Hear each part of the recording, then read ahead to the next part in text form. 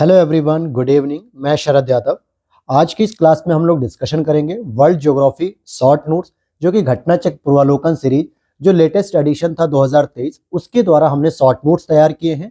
जिससे फायदा क्या होगा कि जो मोटी मोटी ज्योग्राफी की, पॉलिटी, हिस्ट्री की किताबें होती हैं जिसको आप रिवीजन नहीं कर पाते हो घटना चक्र को, तो उसके शॉर्ट नोट्स के माध्यम से आप सारे टॉपिक को, सारे क्वेश्चन को, सारे चैप्टर्स को बहुत अच्छी तरीके से रिवीजन कर लोगे, वो भी कम से कम 40 से 50 पेज के अंदर ही। तो उसी सीरीज में हम लोग लगातार इसकी क्लासेस कर रहे थे, चाहे वो इंडियन ज्योग्राफी हो, इंडियन पॉलिटी हो, एनवायरमेंट हो, बायोलॉजी हो, मॉडर्न हिस्ट्री हो। उसी कड़ी में वर्ल्ड ज्योग्राफी की भी 2 क्लास हो चुकी थी। बीच में 2 दिन करंट अफेयर्स की व्यस्तता की वजह से मैंने उसको होल्ड कर दिया था, क्योंकि करंट अफेयर्स के हैंड रिटन नोट्स तैयार कर रहा था मैं, जो आपकी ई दृष्टि वार्षिकी 2024 आई है और साथ ही साथ घटना सार। तो उसकी भी क्लासेस हम लोग ऑलरेडी 7-8 कर चुके हैं। प्लेलिस्ट में जाकर आप देख सकते हैं, क्योंकि ये सभी क्लासेस जो चल रही हैं आपके आरओ एग्जाम 11 फरवरी और यूपी पीसीएस जो कि 17 मार्च को आयोजित है 2024 का, उन सभी के लिए बहुत ही हेल्पफुल रहेगी। और इसी कड़ी में आज हमारी लेक्चर नंबर 3 है विषुवत रेखा, जो कि भूमध्य रेखा होती है, 0 डिग्री अक्षांश रेखा भी इसे हम कहते हैं।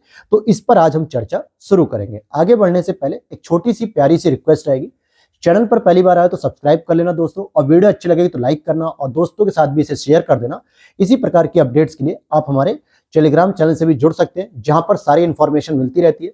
डिस्क्रिप्शन बॉक्स में उसका लिंक दिया गया है और वहां पर एक व्हाट्सएप नंबर भी दिया गया होगा, जहां से आप चाहें तो इसके शॉर्ट नोट्स की आप पीडीएफ को परचेस कर सकते हो। क्योंकि जितने भी घटना चक्र पूर्वालोकन के जो सब्जेक्ट आते हैं, चाहे उसमें complete science, complete history, complete geography, complete environment, complete polity, इन सभी के शॉर्ट नोट्स हमने तैयार कर दिए हैं। और बहुत सारे स्टूडेंट ने इसको परचेस करके इस पे फीडबैक भी दिया, जो बहुत ही अच्छा रहा उनका। और साथ ही साथ उन्होंने बताया कि काफी अच्छा उनका इंप्रूवमेंट हुआ है, उनके टेस्ट सीरीज में नंबर अच्छे आने लगे हैं। तो आप भी इस चीज को देख सकते हो, क्लासेस को देख सकते हो, जिससे आपको भी आइडिया लग जाएगा कितना बेनिफिशियल है ये। तो शुरू करते हैं। हम 0 डिग्री की बात करें तो देखिए, विषुवत रेखा क्या होती है, भूमध्य रेखा क्या होती है, हालांकि इसको मैंने पिछली क्लासेस में बता रखा है।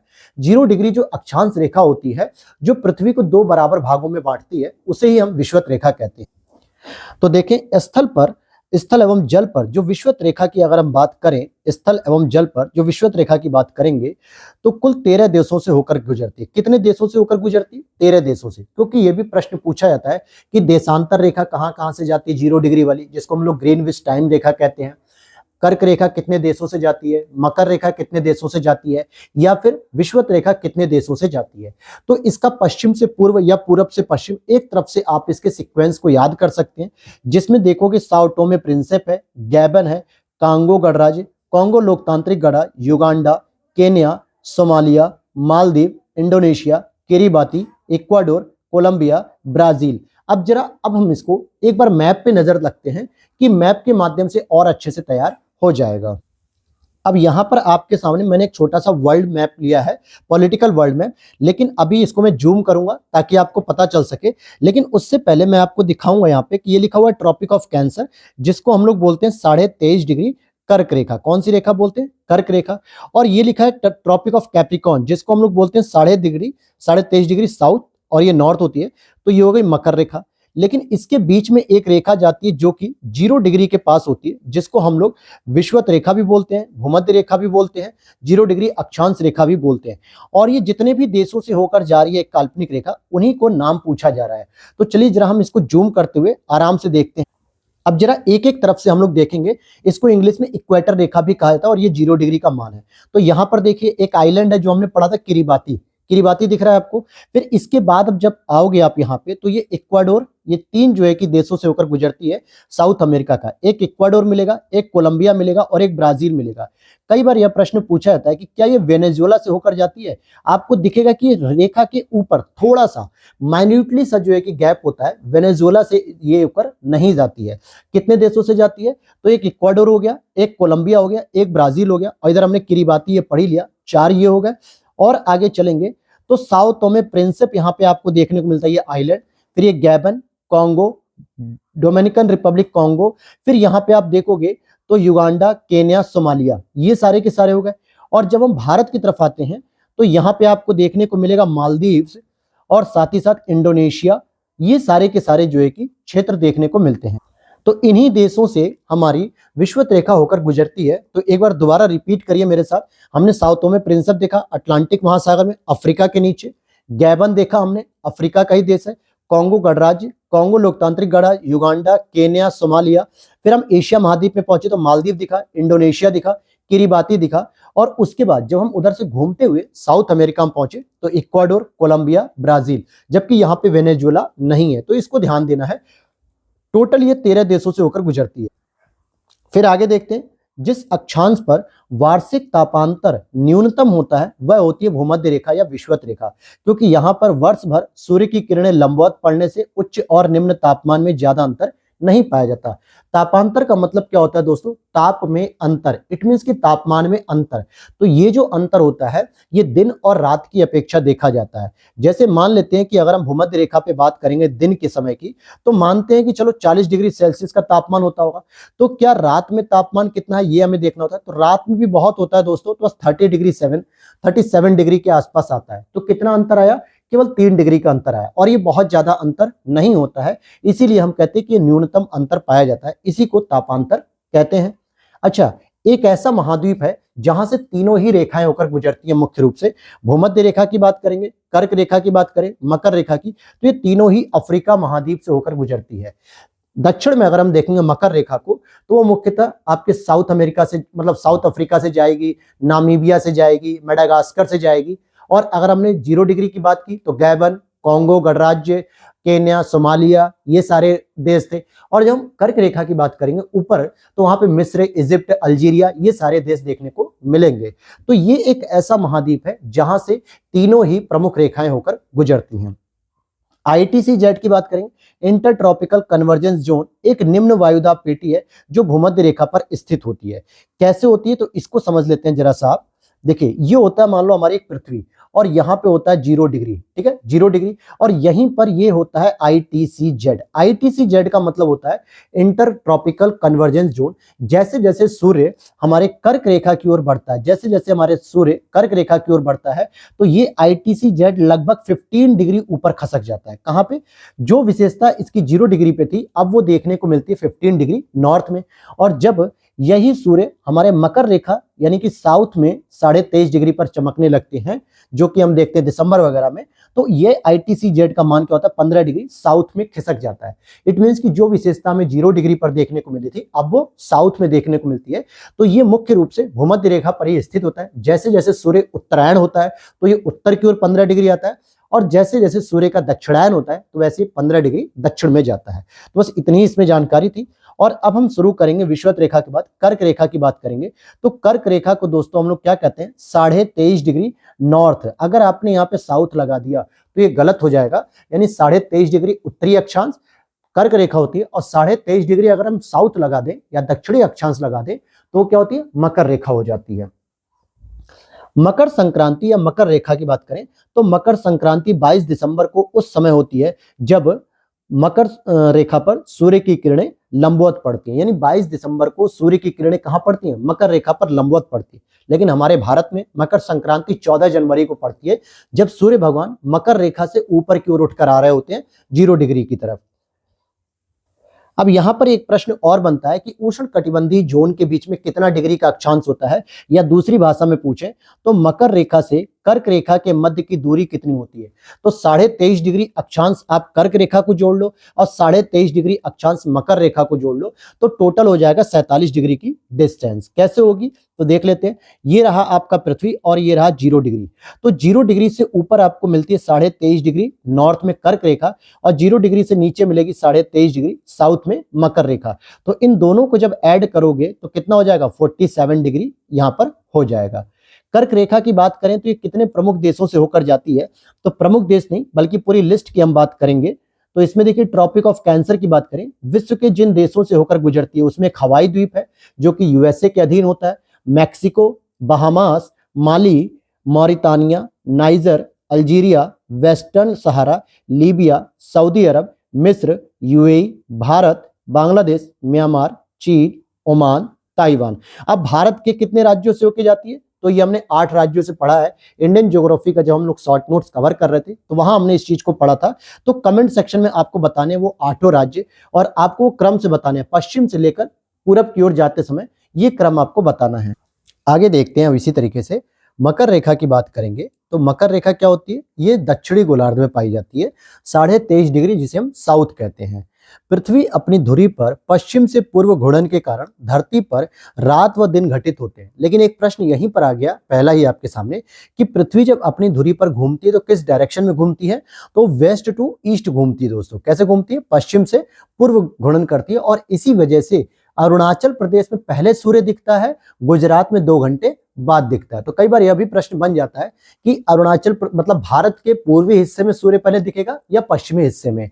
तो अरुणाचल प्रदेश में सबसे पहले दिखता है और सबसे बाद में गुजरात में, जो कि 2 घंटे डिले होता है।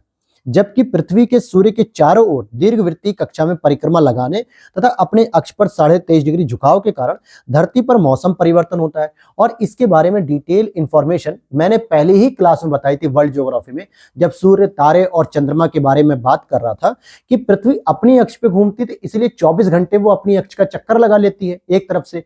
तो 24 घंटे में 12 घंटे दिन और 12 घंटे रात होती है। लेकिन जब पृथ्वी रोटेशन करती है, मतलब रिवोल्यूशन करती है, किसका? परिक्रमण करती है सूर्य के चारों ओर, 365 दिन का समय लेती है, तो उसमें क्या करती है? वो मौसम में परिवर्तन लाती है। जाड़ा, गर्मी, बरसात, शरद ऋतु, वसंत ऋतु, सारी ऋतुएं 2-2, 3-3 महीने पे परिवर्तित होती है, जैसे जैसे पृथ्वी पूरा सूर्य का परिक्रमा लगाती है। आगे देखते हैं, इसी में हम मकर रेखा की बात करेंगे। तो ये कितने देशों से जाती है? ट्रॉपिक ऑफ कैप्रिकॉर्न जिसे हम बोलते हैं। तो इसमें ब्राजील हो जाएगा, ऑस्ट्रेलिया हो जाएगा, Paraguay, Madagascar, Argentina, Mozambique, Chile, दक्षिण अफ्रीका, फ्रेंच पोलिनेशिया जिसको हम फ्रांस भी कह सकते, मतलब फ्रांस पे जिसका कब्जा है, टोंगो, बोत्सवाना और नामीबिया। अब इन देशों को जरा आप मैप पर भी देखिए और एक आइडिया ले लीजिए। तो यहां पर आप ये देख पा रहे होंगे, ट्रॉपिक ऑफ कैप्रिकॉर्न दिख रही है आपको, ट्रॉपिक ऑफ कैप्रिकॉर्न जिसको हम लोग मकर रेखा कहते हैं। तो जरा इसको मैं जूम कर रहा हूं और फिर आप देखिए इसको कि कहां से कहां तक ये होकर जाती है। तो देखिए ये फ्रेंच पोलिनेशिया आइलैंड है, यानी कि पोलिनेशिया है, और इस पे कब्जा किसका है? फ्रांस का है। और कौन कौन से देश जाते हैं? तो यहां से ये रेखा ऐसे करके जा रही है। अब गौर करिए जरा, क्या बोलीविया जा रही है? तो मैं कहूंगा नहीं, बोलीविया से नहीं जा रही है, बल्कि चिली हो गया, ये रहा चिली, अर्जेंटीना, पराग्वे और ब्राजील। क्या उरुग्वे से जा रही है? नहीं जा रही है।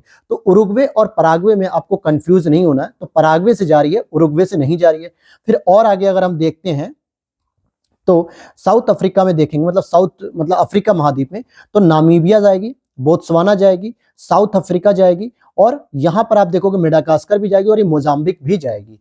फिर और आगे अगर हम बढ़ते हैं तो यहां पर आपको ऑस्ट्रेलिया देखने को मिलता है, न्यू कैलिडोनिया भी देखने को मिलता है और टोंगस भी देखने को मिलता है। तो इतने देशों से आपकी मकर रेखा गुजरती है। और आगे देखते हैं, सूर्य की किरणों की अगर हम बात करें तो सूर्य की किरणें मकर रेखा पर लंबवत पड़ती हैं 21 या 22 दिसंबर को, और इस दिन दक्षिणी गोलार्ध में सबसे बड़ा दिन होता है। लेकिन भारत में क्या होता है, या उत्तरी गोलार्ध में सबसे बड़ी रात होती है, क्योंकि इस दिन क्या होता है, सूर्य भगवान के दर्शन हमें बहुत देर में होती है, सुबह 8 बजे तक, 7 बजे तक होते हैं, और जल्दी ही सूर्य भगवान छिप जाते हैं, यानी कि 6 बजे 5 बजे ही छिप जाते हैं, तो पूरी की पूरी रात हो जाती है। इस दौरान दक्षिणी गोलार्ध में उत्तरी गोलार्ध की अपेक्षा निम्न वायुदाब अर्थात ग्रीष्म ऋतु रहती है, क्योंकि जिधर सूर्य भगवान चमकेंगे, हमें दिसंबर के महीने में लगता है कि जाड़ा है, सर्दी है, तो ऐसा नहीं कि पूरी दुनिया में सर्दी एक साथ है, बल्कि दक्षिणी गोलार्ध में मकर रेखा पर क्या होगी, बहुत ज्यादा धूप होगी, गर्मी होगी। सेम वही विशेषता होगी जो हमें मई जून में देखने को मिलती है हमारे यहाँ, कि सुबह 4 बजे सूर्य की किरणें देखने को मिल जाती हैं और शाम को 7 बजे तक सूर्य छिपता ही नहीं है, 7 सवा 7 बजे जाके सूर्य पूरी तरीके से छिपता है, तो दिन बड़ा हो जाता है। तो यही विशेषता जब सूर्य मकर रेखा पे चमकता है दिसंबर में, तो वहां पर दिखती है। और हमारे यहाँ क्या होती है, जाड़े होती हैं, सर्दियां होती हैं और हम जल्दी सो जाते हैं। अब दिन और रात की बात करें, अगला चैप्टर इसी में, दिन और रात की। तो दिन और रात कैसे होता है, तो 21 मार्च को सूर्य उत्तरी गोलार्ध में प्रवेश करता है। सूर्य 21 मार्च को क्या करता है, उत्तरी गोलार्ध में प्रवेश करता है। जैसे 0 डिग्री पर सूर्य आता है 21 मार्च को, और धीरे धीरे फिर वो क्या करता है, मार्च, अप्रैल, मई, जून के आसपास 21 जून तक क्या करता है, वो कर्क रेखा पर आ जाता है। और ठीक इसी समय 23 सितंबर को दक्षिणी गोलार्ध में प्रवेश करता है। जब ये वापस यहाँ से जून, जुलाई, अगस्त करके वापस आते हैं, तो सितंबर पे फिर 0 डिग्री पर आ जाते हैं, और सितंबर से अक्टूबर, नवंबर, दिसंबर होते हुए साउथ गोलार्ध में जाते हैं और प्रवेश करते हैं, विषुवत रेखा पर पहुंचते हैं। तो इन दोनों तिथियों को आप देखोगे कि 21 मार्च और 23 सितंबर, इस समय सूर्य भगवान कहाँ पे चमकते हैं, 0 डिग्री पर चमकते हैं। तो ये वो दो तिथियां हैं 21 मार्च और 23 सितंबर, जहां पर विषुवत रेखा पर जो है कि आता है सूर्य। और फिर अगर 21 मार्च की डेट है तो विषुवत रेखा से उत्तरी अक्षांश में जाएगा, क्योंकि उत्तरी अक्षांश में ही तो हम लोग रहते हैं, भारत वाले कहाँ रहते हैं, उत्तरी अक्षांश में। तो मार्च के बाद देखोगे अप्रैल मई जून में धीरे धीरे गर्मी बढ़ने लगती है। तो इट मीन्स क्या हुआ कि सूर्य का उत्तरायण हो गया, सूर्य हमारी तरफ आ गए। और सितंबर के बाद क्या होता है, अक्टूबर नवंबर दिसंबर में ठंडी आने लगती है, मतलब सूर्य दक्षिणायन कर गए, दक्षिण में चले गए। और इस वजह से 0 डिग्री पर हमेशा 21 मार्च और 23 सितंबर को 12-12 घंटे के दिन और रात होते हैं बराबर तरीके से। अगला पॉइंट है, वर्ष भर रात और दिन कहां पर बराबर होंगे, तो भूमध्य रेखा पर ही बराबर होंगे। कर्क संक्रांति के समय उत्तरी गोलार्ध में सबसे लंबा दिन और सबसे छोटी रात होती है। इट मीन्स की क्या बात हो रही है, ये 21 जून की बात हो रही है, जब सूर्य कर्क रेखा पर लंबवत चमकते हैं। तो उस समय क्या होता है, सूर्य के प्रकाश से सुबह 4-5 बजे से ही जो है कि सुबह जैसी फीलिंग आती है, और शाम को 7 बजे तक पूरा दिन रहता है और सबसे छोटी रात रहती है उस दिन। जबकि दक्षिणी गोलार्ध में जस्ट अपोजिट हो जाएगा, दिन छोटा और रातें लंबी हो जाती हैं। फिर आगे देखें हम उत्तरी गोलार्ध में, तो उत्तरी गोलार्ध में वर्ष का सबसे जो लंबा दिन होता है वो आमतौर पे जून के महीने में होता है, और दूसरे पखवाड़े में, जिसे हम लोग कहते हैं 20 से 21 जून, या 21 जून भी ऑप्शन आ सकता है, 20 जून भी आ सकता है, जिस समय सूर्य कर्क रेखा पर सीधे लंबवत चमकते हैं। और वहीं दक्षिणी गोलार्ध में वर्ष का सबसे लंबा दिन दिसंबर माह में होता है, सामान्यतः 21-22 दिसंबर को माना जाता है। अब देखते हैं उत्तरी गोलार्ध में शीत अयनांत अर्थात 21 से 22 दिसंबर को वर्ष का सबसे छोटा दिन होता है। बातें सब वही है, बस घूम फिर के हो रही है। अगर गौर से समझेंगे कि उत्तरी गोलार्ध में जाड़ा कब पड़ता है सबसे लंबा, 22 दिसंबर को, जब सूर्य क्या होता है, मकर रेखा पे रहते हैं। और इसके विपरीत ग्रीष्म अयनांत के समय उत्तरी गोलार्ध में 20-21 जून को वर्ष का सबसे लंबा दिन होता है, क्योंकि उस समय सूर्य सबसे लंबे चमकते हैं। इसके विपरीत 20-21 जून को दक्षिणी गोलार्ध का सबसे छोटा दिन और 21-22 दिसंबर को सबसे बड़ा दिन भी सेलिब्रेट किया जाता है। और अगर हम बात करें कि किसमें दोपहर को जो है कि आपकी छाया सबसे छोटी बनती है, तो 21 जून को, क्योंकि ग्रीष्म अयनांत जो है कि प्रतिवर्ष होता है। और 21 जून को आप देखोगे सूर्य के नीचे अगर आप खड़े रहोगे तो बहुत ही कम, यानी कि सबसे छोटी छाया आपकी बनेगी, परछाई बनेगी। अब यहाँ पर हमारा एक अगला टॉपिक चलेगा पृथ्वी की उत्पत्ति के बारे में। तो ये सारे के सारे टॉपिक जो है हम लोग सौर मंडल के अंतर्गत कवर कर रहे थे, और इसी में हम लोग वर्ल्ड ज्योग्राफी में आज 3rd लेक्चर कवर कर रहे हैं। और आगे 3 से 4 लेक्चर या 5 लेक्चर और आएंगे। अब ये लगातार आएंगे आपके लिए, आप परेशान मत होइएगा। करंट अफेयर्स में थोड़ा मैं ज्यादा बिजी था। यूपी स्पेशल के भी ऑलरेडी 3 लेक्चर आ चुके हैं, जो पीवाईक्यू सीरीज हम लोग कर रहे थे प्रीवियस ईयर पेपर की, उसका भी आज लेक्चर शाम में आएगा रेगुलर। अब वो भी लेक्चर आ रहा है, कल भी आया था, आज भी आएगा। तो अब इसमें देखेंगे पृथ्वी की उत्पत्ति के बारे में। तो किस विद्वान ने कहा कि पृथ्वी की उत्पत्ति गैसों और धूल कणों से हुई है, तो ओ स्मिथ ने कहा था। हालांकि पहले पूछे जाते थे, अब ऐसे प्रश्नों का चलन बहुत कम हो चुका है, लेकिन इकोनॉमिक्स में ऐसा चलन आज भी है, क्योंकि वो थियरी बेस्ड पूछे जाते हैं। और पृथ्वी की आयु ज्ञात करने के लिए हम यूरेनियम यानी रेडियोमेट्रिक डेटिंग विधि का प्रयोग करते हैं। यूरेनियम विधि हम क्यों प्रयोग करते हैं, कार्बन डेटिंग का प्रयोग क्यों नहीं करते हैं? 2 विधियां आपने सुनी होंगी ना, एक होता है कार्बन डेटिंग मेथड और एक होता है यूरेनियम मेथड। क्योंकि कार्बन डेटिंग जो मेथड होता है, C14 मेथड जिसे हम कहते हैं, उसके माध्यम से हम जीवाश्मिक आयु देखते हैं, यानी कि जो हमारा जीवाश्म है, कोयला खनन वगैरह जो जीवाश्मिक घटक है, उनकी उम्र का पता करते हैं कि कितने उम्र के पुराने हैं, कितने वर्ष पहले इनकी उत्पत्ति हुई थी जीवों की। लेकिन यूरेनियम डेटिंग से क्या होता है, यूरेनियम से हम लोग चट्टानों की उत्पत्ति की बात करते हैं कि चट्टानें कितने समय वर्ष पहले जो है कि उत्पन्न हुई थी, पृथ्वी कितने वर्ष पहले उत्पन्न हुई थी, या पृथ्वी जो चट्टान का गोला था वो कब बनी थी। तो चट्टान और जीवाश्म दोनों अलग अलग घटक हैं, इसलिए दोनों की अलग अलग मेथड का प्रयोग हम लोग करते हैं। अब यहाँ पे हम देखते हैं भूगर्भिक इतिहास के बारे में। तो कुछ फैक्चुअल इंफॉर्मेशन है कि कैसे हमारी पृथ्वी की उत्पत्ति हुई, भूगर्भ की उत्पत्ति कैसे हुई, कौन कौन से युगों से होकर हम आगे आते हैं। तो महान हिम युग का संबंध किससे दोस्तों, तो प्लेस्टोसीन से। जो महान हिम युग है जो इस समय हम लोग रहते हैं, तो प्लेस्टोसीन हो गया। और 1300 से लेकर 1870 के काल को प्राय माना जाता है लघु हिमकाल। जुरैसिक कल्प की बात करेंगे, जो जुरैसिक पीरियड था, तो आप इसे देखोगे 20.8 करोड़ वर्ष पूर्व आरंभ हुआ था और 14.4 करोड़ वर्ष पूर्व समाप्त भी हो गया। तो मुश्किल से 6 करोड़ वर्ष जो है कि वो रहा था। महाद्वीपों के अलग होने के कारण के रूप में विवर्तनिक क्रिया को सर्वाधिक उपयुक्त माना जाता है, क्योंकि बताया जाता है कि जो महाद्वीप अलग अलग देखने को मिलते हैं आपको, अमेरिका का अलग होता है, साउथ अमेरिका अलग, अफ्रीका अलग, एशिया अलग। इसके पीछे सबसे इंपॉर्टेंट जो फैक्टर माना जाता है विवर्तनिक क्रियाएं है। विवर्तनिक क्रिया क्या होती है, जो प्लेटों का संचलन होता है, जिसकी वजह से भूकंप उत्पत्ति होती है, ज्वालामुखी होती है, दरारें आती हैं, घाटियां तैयार होती हैं। तो ये सारी की सारी विवर्तनिक क्रियाएं होती हैं। पृथ्वी के ऊपरी भाग, जो कि संपूर्ण क्रस्ट एवं मेंटल का ऊपरी भाग का निर्माण विभिन्न प्लेटों से हुआ है। जो पृथ्वी का ऊपरी परत हमें देखने को मिलती है जिस पे हम लोग रहते हैं, या जिसके नीचे कुछ गड्ढा करें अगर हम 10 feet, 100 feet, 50 feet, 200 feet, 500 feet, तो उसे हम कहते हैं कि ये पूरी की पूरी जो संपूर्ण क्रस्ट और मेंटल है, इसका निर्माण विभिन्न प्लेटों से हुआ है। फिर यहाँ पे पेंजिया की बात करेंगे तो पेंजिया के उत्तरी भाग को लॉरेशिया कहते हैं और दक्षिणी भाग को गोंडवाना लैंड कहते हैं। ये क्या होता है इसको समझ लीजिए। जिस तरीके से ये मान लीजिए एक पृथ्वी है, जरा मैं इसको जूम कर दूं, यहां पर देखिए कि पहले क्या था, जब पृथ्वी का निर्माण हो रहा था तो पृथ्वी कुछ इस तरीके की थी और यहां पे एक छोटा सा जो है कि एक पेंजिया का विखंडन था, मतलब पेंजिया नाम का एक जो स्थल खंड था और इसके चारों तरफ क्या थे, महासागर थे। जब इस पेंजिया का कई समय बाद विखंडन होता है तो ये क्या होते हैं, दो रूप में आते हैं। इस तरीके से पेंजिया का विखंडन हो जाता है, पेंजिया का विखंडन इस तरीके से होता है और जो ऊपर वाला हिस्सा होता है इसको हम लोग कहते हैं लॉरेंसिया और जो नीचे वाला हिस्सा होता है इसको हम लोग कहते हैं गोंडवाना लैंड है। और इसी का भारत भी हिस्सा था जो 0 डिग्री के बाद ऊपर आ गया खसक के धीरे धीरे करके, और इसीलिए हमारे भारत में बिटुमिनस कोयला गोंडवाना लैंड के अंतर्गत प्राप्त होता है। तो सबसे पहले पेंजिया हुआ करता था जो पृथ्वी का एक खंड होता था और बाकी पानी होता था, लेकिन कुछ समय बाद पेंजिया में जब विखंडन हुआ तो पेंजिया का जो उत्तरी हिस्सा था वो लॉरेंशिया कहलाने लगा और जो दक्षिणी हिस्सा था वो गोंडवाना लैंड कहलाने लगा। अब जरा लॉरेंसिया में देखिए कौन कौन से महाद्वीप आते हैं, तो आपका उत्तरी अमेरिका आएगा, ग्रीनलैंड आएगा, यूरोप आएगा और एशिया भी शामिल है। गोंडवाना लैंड की बात करेंगे तो इसमें दक्षिण अमेरिका आएगा, अफ्रीका आएगा, मेडागास्कर, अरब प्रायद्वीप, प्रायद्वीपीय भारतीय, ऑस्ट्रेलिया, अंटार्कटिका शामिल, ये सभी के सभी शामिल थे। तो आप ये मान के चलो कि जो 0 डिग्री है उसके ऊपर लॉरेंसिया और उसके नीचे गोंडवाना लैंड का हिस्सा था। इसलिए जितने भी महाद्वीप मैं बता रहा हूं उसमें कुछ दक्षिणी गोलार्ध में दिख रहे होंगे आपको और कुछ नॉर्थ गोलार्ध में दिख रहे होंगे। तो इसी तरीके से लेकिन धीरे धीरे बताया जाता है कि प्रत्येक वर्ष भारत 1 सेंटीमीटर उत्तर की ओर खसक रहा है। तो ऐसा भी अनुमान है कि करोड़ों वर्षों बाद आज जहां भारत हमें देखने को मिल रहा है 8 डिग्री अक्षांश पे, हो सकता है करोड़ों वर्ष बाद साइबेरिया वाली जगह में देखने को मिलेगा जहां पे रसिया है इस समय, बहुत ठंडे प्रदेश में भी देखने को मिलेगा। क्योंकि प्रत्येक वर्ष अगर 1 सेंटीमीटर की हाइट की वजह से या ऊंचाई प्राप्त कर रहा है, भारत ऊपर की ओर खसक रहा है, तो करोड़ों वर्षों बाद तो खसकते खसकते जा सकता आर्कटिक तक। आगे देखें कि कोकस प्लेट की बात करेंगे तो कोकस प्लेट जो होती है, कोकोस प्लेट, ये मध्य अमेरिका और प्रशांत प्लेट के मध्य पाई जाती है।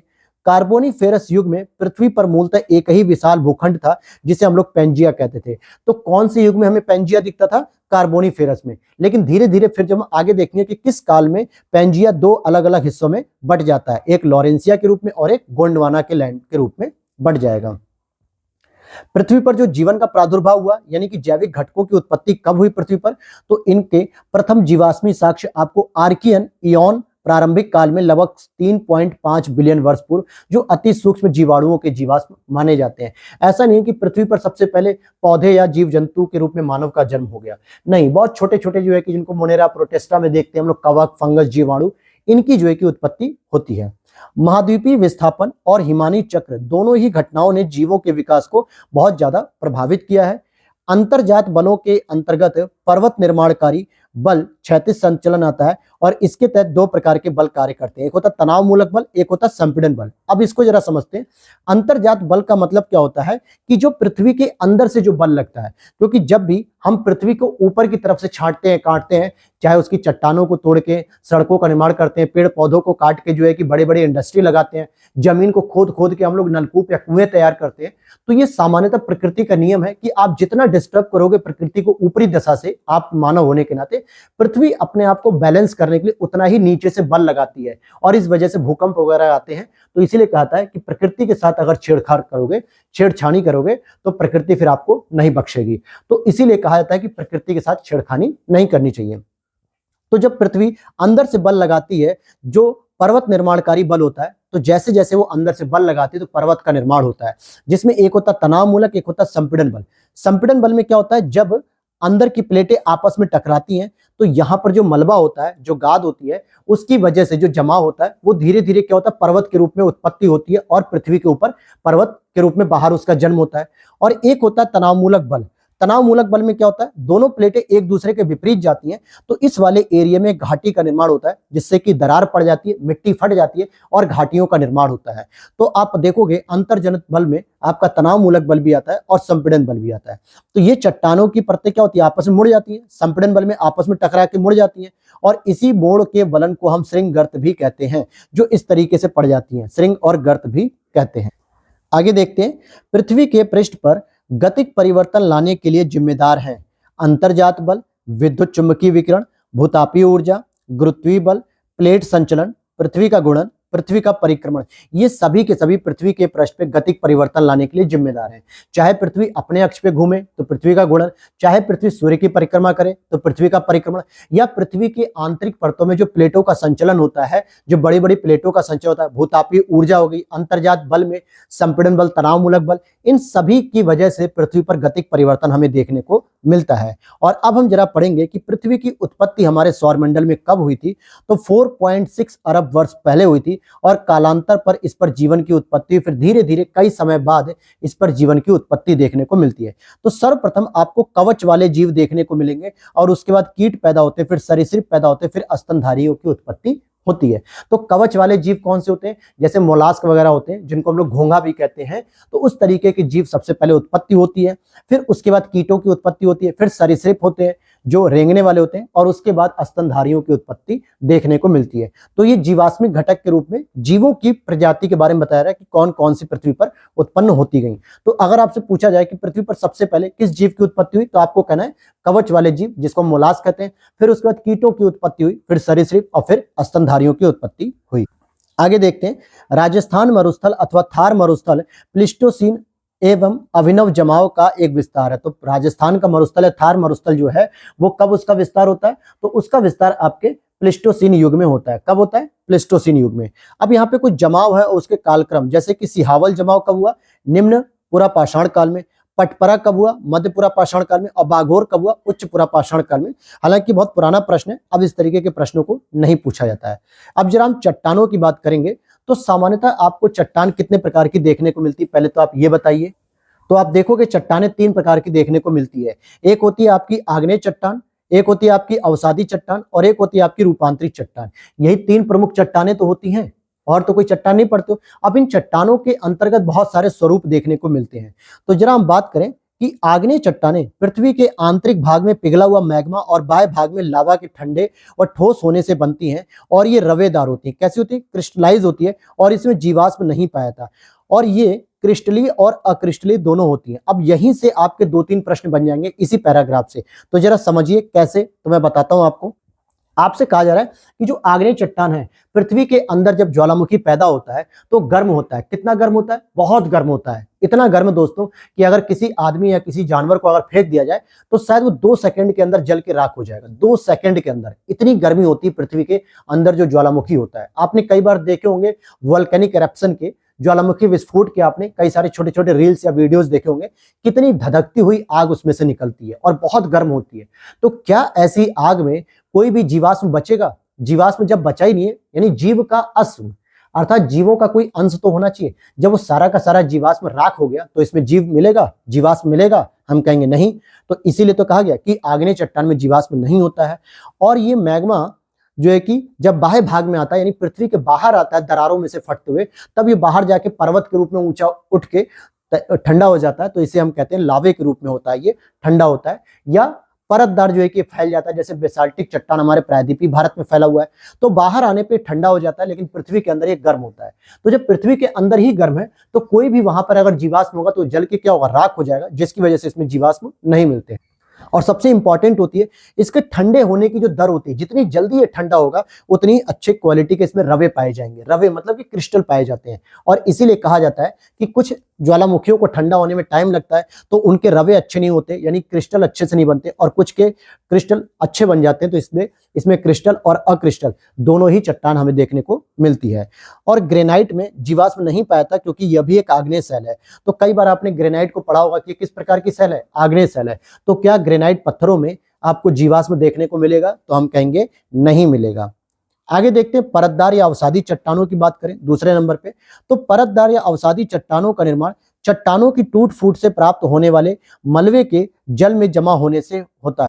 अब इसे चाहे आप जल में जमा होने की क्रिया को कह दो, या फिर यूं कहें कि एक जगह पे कोई चट्टान है, पहले की कोई चट्टान है, रूपांतरित चट्टान हो गया किसी प्रकार की, और उसमें क्या होता है? हवा से, तूफान से, आंधियों से, पानी से, वर्षा से उस चट्टान में क्षरण होता है, टूटती फूटती है। और टूटने के बाद क्या होती है? पानी के बहाव में, चाहे वो नदियों से बहाव हो, चाहे झरने का बहाव हो, या आंधी तूफान वर्षा का बहाव हो, उसके बहाव में क्या होता है, चट्टानें एक जगह से जाके दूसरी जगह इकट्ठा हो जाती हैं और एक पर्टिकुलर समय पे यानी लाखों करोड़ों वर्ष बाद वो अवसादी चट्टान में बन जाती है। और अवसादी चट्टान कैसी होती है, परतदार चट्टान होती है। कैसी दोस्तों, परत, क्योंकि एक बार जो है कि बहाव आया तो एक बार चट्टान पूरी सूख गई, पता चला 10 साल बाद फिर उसी तरीके की चट्टानों का कचरा पूरा आता है बहाव के माध्यम से, जलों के माध्यम से, और वो उसी चट्टान के ऊपर एक और लेयर बना देती है। तो इस पे लेयर टू लेयर बन रही है। तो क्या इन परतों के बीच में गैप होगा, तो मैं कहूंगा बिल्कुल इसमें गैप होता है। इसीलिए पूछा जाता है कि क्या परतदार चट्टानों के बीच में आंतरिक गैप पाया जाता है, तो हम कहेंगे बिल्कुल आंतरिक स्तर पे खाली स्थान पाया जाता है। तो यही चीज इसमें कही जा रही थी कि अवसादी चट्टानें जल के साथ ही अपरदन के अन्य कारकों जैसे वायु, हिमानी आदि द्वारा भी होता है और इसमें जीवों के अवशेष और वनस्पतियों के अंश प्राप्त होते हैं।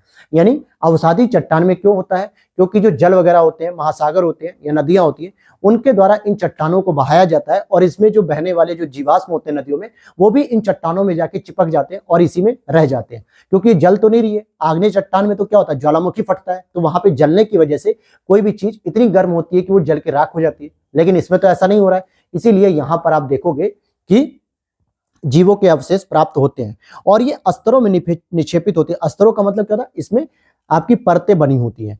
बालू का पत्थर एक परतदार चट्टान है क्योंकि ये पानी के नीचे बनती है। और दूसरी चीज, इसमें जीवाश्म पाया जाएगा कि नहीं, तो हम कहेंगे बिल्कुल पाया जाएगा। अब जरा रूपांतरित चट्टानों की बात करें तो रूपांतरित चट्टानों की उत्पत्ति आग्नेय और परतदार तलछटी दोनों चट्टानों से होता है। क्योंकि रूपांतरित का मतलब सीधी सीधी बात है कि भाई अगर आग्नेय और परतदार चट्टानों के रासायनिक परिवर्तन न होकर लंबे समय तक जो है कि धीरे धीरे उसमें परिवर्तन हो रहा है, यानी उसका भौतिक परिवर्तन न हो, केवल रासायनिक परिवर्तन हो जाए, तो उसे हम क्या कहेंगे, रूपांतरित चट्टान कहते हैं। जैसे डोलोमाइट अवसादी चट्टान है, जबकि क्वार्जाइट, मार्बल, नीस ये तीनों ही कायांतरित चट्टानों के रूप में होती हैं। बालू का पत्थर, चूना पत्थर, सेल ये तीनों अवसादी चट्टान है और ये तीनों ही आगे जाके रूपांतरित चट्टान बन सकती है। क्योंकि अवसादी चट्टान और आग्नेय चट्टान दोनों ही एक लंबे समय के बाद परिवर्तित होकर, जिसमें बहुत अधिक टेम्परेचर हमें चाहिए और बहुत अधिक हमें प्रेशर चाहिए, तब जाके वो रूपांतरित चट्टान के रूप में कन्वर्ट होती है। अब इसमें हम लोग देखेंगे ज्वालामुखी, जो कि हमारा नेक्स्ट चैप्टर होगा, ज्वालामुखी की हम बात करेंगे। तो चट्टानों में आपने देखा कि आग्नेय चट्टान से जो प्रश्न बन सकते हैं, अवसादी चट्टानों से क्या क्या उसके बेसिक कॉन्सेप्ट से बन सकते हैं, और रूपांतरित चट्टान से। अच्छा, एक पॉइंट और याद रखना कि अगर आग्नेय चट्टान का निर्माण करना है तो आपको टेम्परेचर तो सबसे अधिक रखना होगा, लेकिन प्रेशर को कम रखना होगा। क्योंकि ज्वालामुखी की क्रिया से आग्नेय चट्टान बनती है और ज्वालामुखी में जो तापमान होता है वो बहुत ज्यादा होता है, कम नहीं होता है, ठीक है, उसका प्रेशर कम होता है। लेकिन अगर मैं बात करूं रूपांतरित चट्टानों की, तो रूपांतरित चट्टानों के लिए दोस्तों टेम्परेचर भी बहुत अधिक चाहिए होता है और प्रेशर भी बहुत अधिक चाहिए होता है। इन दोनों को ही हमें शामिल करना पड़ता है। आगे देखते हैं, ज्वालामुखी की बात करें, ज्वालामुखी की बात करते हैं तो ज्वालामुखी शंकु एक मूल स्थल के रूप में इसका निर्माण ज्वालामुखी विस्फोट के बाद छिद्र के आसपास शंक्वाकार में लावा के जमाव के फलस्वरूप होता है। शंकु का मतलब क्या होता है, जैसे मान लीजिए कुछ इस तरीके से जो है कि आपका शंकु होता है और यहाँ पे ज्वालामुखी का जो है कि उद्गार हुआ है, तो ये पूरा का पूरा एक पर्वतनुमा बन गया है। लेकिन इसमें एक छिद्र होता है जहां से ज्वालामुखी बार बार निकलता रहता है, बार बार ज्वालामुखी निकलता रहेगा, तो इसी को हम कहते हैं ज्वालामुखी शंकु। और ये विस्फोट जहां पे होता है उसके आसपास शंक्वाकार के रूप में जमा होता है। ज्वालामुखी विस्फोट से निकलने वाली गैसों में जलवाष्प यानी H2O की मात्रा सर्वाधिक पाई जाती है। तो पृथ्वी की आंतरिक परतों से क्या सबसे अधिक निकलता है, जलवाष्प निकलता है। और विश्व का सबसे ऊंचा अगर हम ज्वालामुखी पर्वत की बात करें तो माउंट कोटोपैक्सी है। और ये किस देश में, ये आप लोग कमेंट करके बताइएगा। आगे देखें कि ज्वालामुखी विस्फोट परिप्रशांत महासागरीय पेटी में सर्वाधिक होता है, जिसको हम लोग रिंग ऑफ फायर कहते हैं, जहां पे फिलीपींस, जापान, इंडोनेशिया ये वाला जो क्षेत्र है प्रशांत महासागर का ट्रायंगल जिसको हम लोग कह देते हैं एक तरीके से, तो इसमें रिंग ऑफ फायर में सबसे अधिक आपका क्या निकलता है, सबसे अधिक यहाँ पे ज्वालामुखी विस्फोट होता है। पृथ्वी पर लगभग 75% सक्रिय ज्वालामुखी परिप्रशांत महासागरीय पेटी, जिसे रिंग ऑफ फायर कहते हैं, में स्थित होता है और सर्वाधिक भूकंप भी इसी क्षेत्र में आते हैं। एल्यूशियन द्वीप स्थित ज्वालामुखी, जापान का माउंट फूजी जो द्वीप है, ये सभी के सभी इसके उदाहरण हैं। जब लावा पृथ्वी के अंदर काफी गहराई पर ही जम जाता है तो उसे हम प्लूटोनिक चट्टान का निर्माण होता है, क्योंकि वो लावा बाहर नहीं आ पाया। अगर ज्वालामुखी ने और जोर लगाया होता तो शायद वो पृथ्वी के बाहर उद्गार कर देता और फिर हमें ज्वालामुखी पर्वत जैसी संरचना देखने को मिल सकती थी। लेकिन उसने उतना जोर नहीं लगाया, इसलिए पृथ्वी की आंतरिक परतों में ही जो है कि ठंडा हो गया, काफी गहराई पर ही जम गया, तो उसे हम प्लूटोनिक चट्टान भी कहते हैं। ज्वालामुखी उद्गार का जो संबंध है सामान्यतः अभिसरण और अपसरण क्षेत्र में प्लेटों के किनारे से होता है। अब यहाँ पे कुछ एग्जाम्पल हैं जो आपसे पूछे जाएंगे, तो इनको याद रख लीजिए। जैसे माउंट एटना, माउंट एटना आपको कहाँ दिखेगा? ये सिसिली द्वीप में देखने को मिलेगा, जो कि इटली के अंतर्गत आता है और ये सक्रिय ज्वालामुखी है। फिर मौना लाओ की बात करेंगे, ये हवाई द्वीप पर यूएसए के अंतर्गत है, ये भी सक्रिय ज्वालामुखी है और ये विश्व का सर्वाधिक सक्रिय ज्वालामुखी है, क्योंकि यहाँ पे हर साल 2-3 बार जो है कि क्या होता है, ज्वालामुखी विस्फोट होता रहता है। कोटोपैक्सी की बात करेंगे, अभी मैंने ऊपर पूछा ही था आपसे, इक्वाडोर में स्थित है, यह भी एक सक्रिय ज्वालामुखी है। फ्यूजियामा की बात करेंगे तो ये जापान में, यह भी एक सक्रिय ज्वालामुखी है। और विसुवियस की बात करेंगे तो नेपल्स यानी इटली में, यह भी एक सक्रिय ज्वालामुखी है। तो एक चीज खास नोटिस की होगी आपने, माउंट एटना इटली का, मौना लाओ यूएसए का, कोटोपैक्सी इक्वाडोर का, फ्यूजियामा जापान का, विसुवियस इटली का, ये सभी के सभी क्या है, मुख्यतः सक्रिय ज्वालामुखी की श्रेणी में आते हैं। अब यहां पर एक चीज और देखते हैं, किलिमंजारो तंजानिया में स्थित एक अफ्रीका का सर्वोच्च पर्वत शिखर है किलिमंजारो। और किस प्रकार का ज्वालामुखी है? तो प्रसुप्त ज्वालामुखी है, डोरमेंट जिसको हम लोग कहते हैं कि अब इसमें किसी प्रकार का उद्गार नहीं होता है। अकांकागुआ की बात करेंगे, दक्षिणी अमेरिकी प्रायद्वीप का सबसे उच्चतम पर्वत शिखर है ये। और कहां पर है ये चिली और अर्जेंटीना के बॉर्डर पर है। भूमध्य सागर का प्रकाश स्तंभ किसको कहते हैं? तो स्ट्रोम्बोली ज्वालामुखी को कहते हैं, क्योंकि इसमें सक्रिय ज्वालामुखी की श्रेणी में आता है। इसमें हर 2 महीने 3 महीने पे कहीं ना कहीं सक्रियता के रूप में ज्वालामुखी फटता रहता है और ऐसा लगता है ज्वालामुखी का प्रकाश लगातार यहाँ पे बना रहता है, इसलिए इसको भूमध्य सागर का प्रकाश स्तंभ कहते हैं। और क्या नाम है इसका? स्ट्रोम्बोली ज्वालामुखी। ये भूमध्य सागर में सिसिली के उत्तर में स्ट्रोम्बोली द्वीप पर अवस्थित एक सक्रिय ज्वालामुखी है, यानी जागृत है, हमेशा इसमें कुछ ना कुछ विस्फोट होता रहता है। और सिसिली आपका आता है इटली के अंतर्गत। वर्तमान में संसार का सर्वाधिक सक्रिय ज्वालामुखी किलाउ है, जो कि संयुक्त राज्य अमेरिका के हवाई द्वीप में स्थित है। अब यहाँ पे कुछ फैक्चुअल इंफॉर्मेशन है, जैसे माउंट येरिवस ये अंटार्कटिका के रॉस द्वीप पर सक्रिय ज्वालामुखी है। माउंट रेनियर यूएसए का है। पेरिकुटिन मैक्सिको का है। माउंट ताल और माउंट एपो फिलीपींस के हैं। माउंट किनाबालू ये मलेशिया के हैं। अलबुर्ज की बात करेंगे, ईरान का है। एकांकागुआ अर्जेंटीना का। सबनकाया पेरू का। कोलिमा मैक्सिको का। माउंट मेरापी इंडोनेशिया का। तो ये सभी फैक्चुअल इंफॉर्मेशन है जो मिलान करने के लिए आती है आपसे वर्ल्ड ज्योग्राफी में, क्योंकि आरओ के एग्जाम में सबसे अधिक क्या आएगा? लोकेशन बेस्ड यानी मैप बेस्ड ही जो है कि चीजें आएंगी, वो भी मिलान करने के लिए। इंडोनेशिया में 17,000 से अधिक छोटे बड़े द्वीप हैं। इंडोनेशिया में 17,000 से अधिक छोटे बड़े द्वीप हैं। इंडोनेशिया प्रशांत क्षेत्र के रिंग ऑफ फायर के अंतर्गत आता है, इसलिए यहाँ पर ज्वालामुखी के माध्यम से बहुत सारे जो है कि द्वीपों का निर्माण हो चुका है। क्योंकि जो ज्वालामुखी है जब वो फट के ऊपर आता है तो जब वो ठंडा हो जाता है तो कहीं ना कहीं बहुत बड़ा भूखंड बनता है, जिसको हम लोग आइलैंड भी कहते हैं अगर वो समुद्र के बीच में।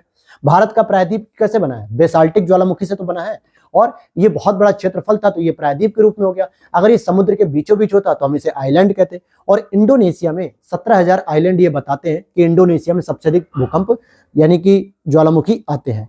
सक्रिय ज्वालामुखी की संख्या यहाँ पर 127 है। कराकटाओ, ये क्राकटाओ भी बोलते हैं, इंडोनेशिया का एक ज्वालामुखी ही है। तो आज की क्लास में हम लोग बस यहीं तक कवर करेंगे और कल मिलते हैं आपसे भूकंप की क्लास में। अब ये रेगुलर आपको वर्ल्ड ज्योग्राफी मिलेगी, परेशान नहीं होना है, जल्दी जल्दी ये चीजें कवर हो जाएंगी, ज्यादा नहीं है ये भी। मिलते हैं नेक्स्ट वीडियो में। Thanks for watching.